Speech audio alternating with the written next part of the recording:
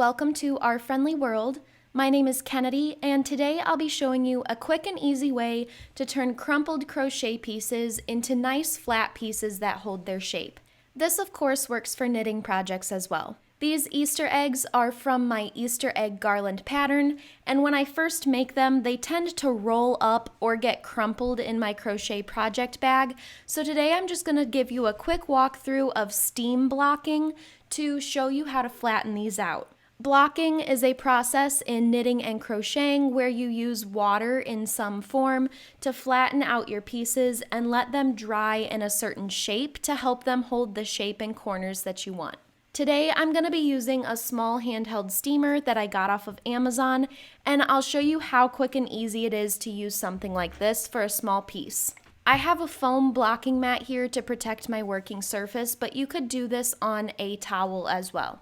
Start by just running some steam over your piece,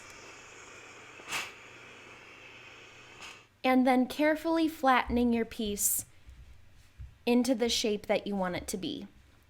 My little Easter eggs have a very simple shape here without any corners, but if you had something like a granny square that you wanted to be blocked with crisp corners, you could use stainless steel T-pins to pin it into your towel or foam and hold that shape.